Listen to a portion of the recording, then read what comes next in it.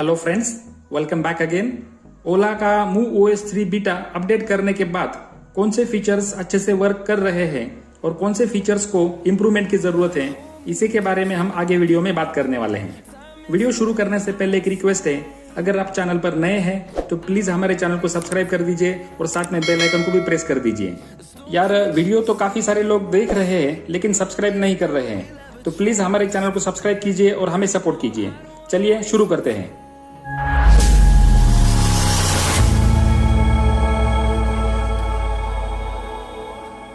पहले हम देखने वाले हैं कि MuOS 3 बीटा में कौन कौन से फीचर काफी अच्छे से वर्क कर रहे हैं।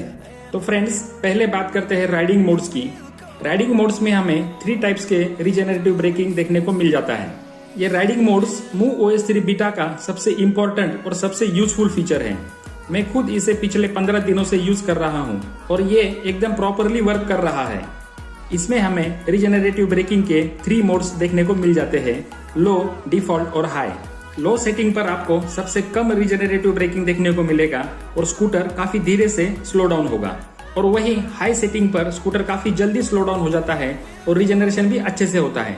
और साथ ही में हाई सेटिंग पर फोर्स रीजन का पावर भी काफी ज्यादा बढ़ा दिया है, यानी कि अगर आप हाई सेटिंग रखते हो और फोर्स रीजनरेशन का यूज करते हो तो स्कूटर काफी जल्दी स्लो डाउन हो जाता है। अगर आप हाई सेटिंग पर रीजन यूज करते हो तो आपको ब्रेक लगाने की जरूरत ही नहीं पड़ने वाली। रीजन ब्रेकिंग से ही आपका काम चल जाता है। वैसे हाईवे पर आप लो रीजन सेट करके स्कूटर यूज कर सकते हो और सिटी एरिया में या ज्यादा क्राउडेड एरिया में आप हाई रीजन सेट करके स्कूटर यूज कीजिए, आपको काफी अच्छा रिजल्ट मिलेगा।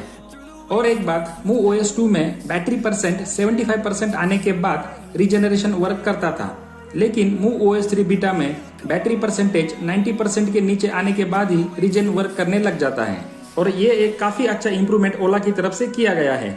नेक्स्ट, पार्टी मोड का फंक्शन भी काफी अच्छे से वर्क कर रहा है। इसमें अभी तक कोई इशू या कोई प्रॉब्लम नहीं आया है। वैसे दोस्तों, पार्टी मोड कैसे ऑन या ऑफ करना है, इसके बारे में हमने एक अलग से डेडिकेटेड वीडियो बनाया है, जिसका लिंक आपको नीचे डिस्क्रिप्शन में मिल जाएगा। अगर आपने अभी तक वो वीडियो नहीं देखा है तो आप वहां पर जाके उसे देख सकते हो। वैसे पार्टी मोड का यूज भी काफी ज्यादा ओला यूजर्स कर रहे हैं, ज्यादातर इसे कॉलेज बॉयज यूज कर रहे हैं। अभी कुछ दिनों पहले ही मैंने देखा कि एक कॉलेज कैंपस में 4-5 फ्रेंड मिलकर एक फ्रेंड का बर्थडे मना रहे थे। ओला स्कूटर पर ही उन्होंने एक केक रखा था और वहीं पर केक कटिंग चल रही थी, और स्कूटर में पार्टी मोड भी ऑन था, और वो 4-5 दोस्त मिलकर पार्टी मोड भी एंजॉय कर रहे थे और बर्थडे भी एंजॉय कर रहे थे। वैसे जब स्कूटर पार्किंग मोड में होता है तभी ये पार्टी मोड का फंक्शन वर्क करता है, और जब स्कूटर राइडिंग मोड में होता है तो पार्टी मोड का फंक्शन ऑफ हो जाता है। उसके बाद बस म्यूजिक ही प्ले होता है। नेक्स्ट फीचर जो परफेक्टली काम कर रहा है वो है कॉलिंग फीचर। ये कॉलिंग फीचर इनेबल करने के बाद आपको स्कूटर के स्क्रीन पर ही दिख जाता है कि किसका कॉल आ रहा है, और आप कॉल को रिसीव भी कर सकते हो और कॉल को रिजेक्ट भी कर सकते हो। यहाँ पर मुझे एक बस प्रॉब्लम ये लगा कि कॉल रिसीव करने के बाद जो आवाज आता है वो ओला के स्पीकर से आता है और वो काफी लाउडली आता है, यानी कि आसपास के लोग भी उस कॉल को सुन सकते हैं। तो प्रैक्टिकली हम कॉलिंग फीचर का यूज नहीं कर सकते। हमें बस स्कूटर ड्राइविंग करते टाइम इतना पता चल जाता है कि कॉल किसका आ रहा है। यहाँ पर ओला को और थोड़े फीचर ऐड करने की जरूरत है। कॉल रिजेक्ट करने के बाद राइडिंग कॉल यू लेटर वाला मैसेज सामने वाले को जाना चाहिए, और उसी के साथ में कॉल रिसीव करने के बाद इनकमिंग कॉल का साउंड ओला के स्पीकर से ना आते हुए फोन से ही आए, ये एक अच्छी बात हो सकती है। नेक्स्ट, हमें वाईफाई का सेटिंग मिल जाता है। हम अपने स्कूटर का वाईफाई ऑन करके स्कूटर को वाईफाई से कनेक्ट कर सकते हैं। मोबाइल का हॉटस्पॉट ऑन कर स्कूटर को वाईफाई थ्रू कनेक्ट कर सकते हैं और स्कूटर को इंटरनेट कनेक्टिविटी दे सकते हैं। ये एक काफी अच्छा फीचर दिया गया है। इसकी वजह से अब हमें बार बार सर्विस सेंटर को कॉल करने की जरूरत नहीं पड़ेगी, और नेविगेशन के टाइम पे या फिर स्कूटर अपडेट के टाइम पर अगर हमें इंटरनेट का प्रॉब्लम आता है तो उस टाइम हम और कहीं से हॉटस्पॉट कनेक्शन लेकर स्कूटर को उससे कनेक्ट करके उस अपडेट को या नेविगेशन को प्रॉब्लम को सॉल्व कर सकते हैं। नेक्स्ट, एक काफी अच्छा फीचर है और जो कि काफी अच्छे से वर्क कर रहा है वो है सेफ्टी लाइट का। इसे हम हजार्ड लाइट्स भी कह सकते हैं। इसे ऑन करने पर स्कूटर्स के चारों ही इंडिकेटर एक साथ ब्लिंक होने लगते हैं, और ये काफी अच्छा फीचर है और ये काफी अच्छे से वर्क कर रहा है। ये फीचर जनरली हमें 4 व्हीलर्स में देखने को मिल जाता है। इसे हम स्कूटर के स्क्रीन से भी ऑन या ऑफ कर सकते हैं, या फिर इंडिकेटर के बटन को 3 से 4 सेकंड तक लॉन्ग प्रेस करने के बाद भी ये हजार्ड लाइट का फंक्शन ऑन हो जाता है। और इसे ऑफ करते टाइम आपको बस वापस से इंडिकेटर का बटन एक बार दबाना है तो ये ऑफ भी हो जाता है। तो ये भी एक काफ़ी अच्छा फीचर है। नीचे हमें स्मार्ट हेडलैम्प का एक ऑप्शन मिल जाता है। इसे ऑन करने पर जो स्कूटर का हाई बीम है वो ऑटोमेटिकली सनसेट होने के बाद ऑन हो जाता है। ये भी एक काफ़ी अच्छा फीचर है। और उसी के साथ में हमें हेलो लैम्प का एक ऑप्शन दिया है। इसे ऑन करने के बाद हमारा जो हेलो लैम्प या रिंग लाइट है ये स्कूटर ऑन करने के बाद ऑन हो जाता है। ये भी सामने से देखने में काफ़ी अच्छा दिखता है। तो ये लाइट्स के फीचर भी काफ़ी यूजफुल है और ये काफ़ी अच्छे से वर्क कर रहे हैं। आप भी इसे एक बार ट्राई करके ज़रूर देखिए। नेक्स्ट फीचर है वैकेशन मोड का। इसे अगर हम ऑन करते हैं तो बैटरी का जो पावर कंजप्शन है, स्कूटर का आइडल कंडीशन में बैटरी का जो पावर कंजप्शन है वो काफ़ी कम हो जाता है। क्योंकि स्कूटर अगर कुछ दिनों के लिए एक जगह पर खड़ा भी रहता है तो भी उसमें जीपीएस, ब्लूटूथ, वाईफाई ये सब चीज़ों के लिए पावर कंजप्शन होता रहता है। तो ऐसे सिचुएशन में अगर हम इस बैटरी मोड फंक्शन को ऑन करते हैं तो इसमें होने वाला पावर कंजम्पशन बच जाता है और स्कूटर का बैटरी सेविंग हो जाता है। तो अगर 10 से 15 दिनों तक स्कूटर का यूज नहीं होने वाला है तो आप इस फंक्शन को ऑन करके रखिए, आपके स्कूटर का बैटरी कंजम्पशन काफ़ी कम होगा। नेक्स्ट फीचर जो कि काफ़ी अच्छे से वर्क कर रहा है वो है थीम्स का। इस नए अपडेट में ओला स्कूटर में 3 टाइप्स के थीम्स दिए गए हैं, जो कि है इक्लिप्स जो कि पहले से ही डिफॉल्ट था, विंटेज और बोल्ट। ये 3 टाइप के थीम्स हमें स्कूटर में देखने को मिल जाते हैं। इसके साथ हमें साउंड्स भी देखने को मिल जाते हैं, उसके बारे में हम आगे बात करेंगे। फिलहाल तो हमें 3 टाइप्स के थीम्स देखने को मिल जाते हैं। इनमें से किसी भी एक थीम को हम सेट करके गाड़ी का डिस्प्ले चेंज कर सकते हैं और ये काफ़ी अच्छा फीचर है। यहाँ पर भी कंपनी को और थोड़ा काम करने की ज़रूरत है क्योंकि फिलहाल सिर्फ 3 टाइप्स ऑफ थीम्स ही मिल रहे हैं। मेरे ओपिनियन में कंपनी को कस्टमर्स को और ज़्यादा थीम्स अवेलेबल करके देने चाहिए। तो फ्रेंड्स, ये थे कुछ फीचर्स जो MooOS 3 बीटा अपडेट करने के बाद काफ़ी अच्छे से वर्क कर रहे हैं। अगर आपके स्कूटर में इनमें से कोई फीचर प्रॉपरली वर्क नहीं कर रहा है तो आप हमें कमेंट में ज़रूर बताइए।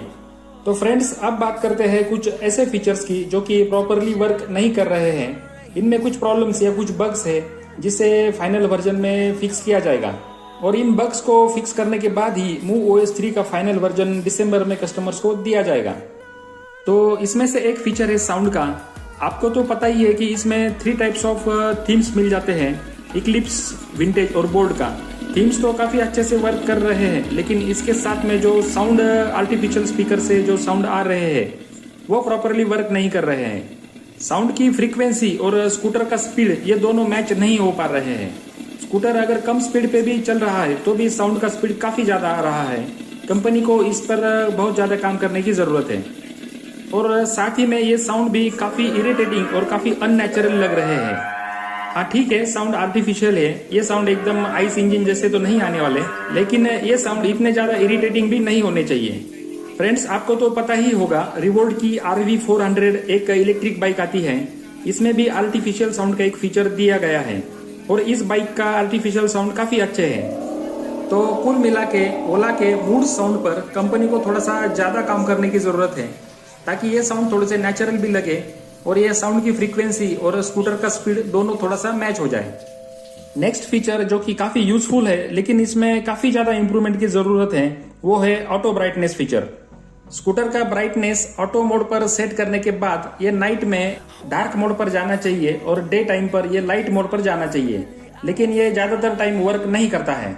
50% केस में ये प्रॉपरली वर्क नहीं करता है। इसे मैन्युअली सेट करना पड़ता है और उसमें अगर आप थीम चेंज करते हो तो ये ऑटोमेटिकली लाइट मोड में चला जाता है। तो थीम चेंज करते टाइम ही हमें इसे ऑटो मोड पे सेट करना पड़ता है, लेकिन उसके बाद भी ये प्रॉपरली वर्क नहीं करता है। मेरी ओला में भी ये प्रॉब्लम आ रहा है और इसके रिगार्डिंग मैंने सर्विस सेंटर से बात की थी, तब उन्होंने बताया कि ये सॉफ्टवेयर रिलेटेड इशू है और ये बीटा वर्जन है इसलिए ये इशू आ रहा है। MooOS 3 के फाइनल वर्जन में इस इशू को सॉल्व किया जाएगा। नेक्स्ट फीचर है डॉक्यूमेंट अपलोड का। इसमें हम डॉक्यूमेंट अपलोड तो कर सकते हैं लेकिन ज़्यादातर टाइम ये ओपन नहीं होते हैं। ये भी एक काफ़ी अच्छा फीचर है। इसकी वजह से हमें फिजिकल डॉक्यूमेंट कैरी करने की ज़रूरत नहीं पड़ती, लेकिन डॉक्यूमेंट अपलोड करने के बाद भी आधे से ज़्यादा टाइम ये डॉक्यूमेंट नॉट अपलोडेड ऐसे ही दिखाता है। तो ये भी एक बग है और इसे भी MooOS 3 के फाइनल वर्जन में सॉल्व किया जाएगा। नेक्स्ट फीचर जिसमें काफ़ी ज़्यादा इंप्रूवमेंट की ज़रूरत है वो है प्रॉक्सिमिटी अनलॉक का।